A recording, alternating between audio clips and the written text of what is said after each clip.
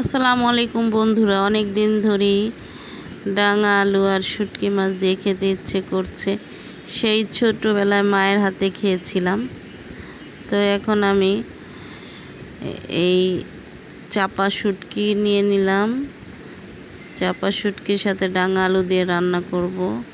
তো আমি প্রথমে শুটকিগুলোকে ভালো করে ধুয়ে পেঁয়াজ রসুনের সাথে একটু তেলে নিচ্ছি, সাথে দিয়েছি তেল।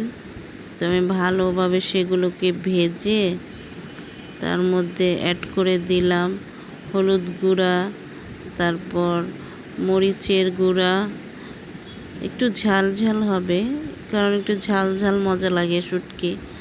তারপর দিয়ে দিলাম একটু পানি। আমি আবার ভালো করে সেটাকে ভুনে নিলাম।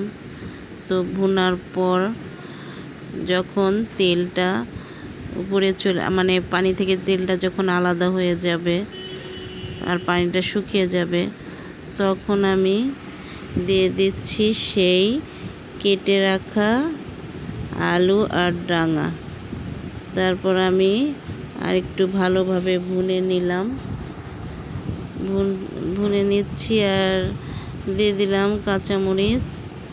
তো আমি ভালো করে ভুনে নিয়ে একটু পানি অ্যাড করেছি। তো যখন আমার এটা মাখা মাখা হয়ে এসেছে, আমার তৈরি হয়ে গেছে শুটকি আলু আর ডাঙা ভুনা। খেতে দুর্দান্ত মজা হয়েছিল বন্ধুরা। তোমরাও একবার ট্রাই করে দেখবে যে অনেক মজা।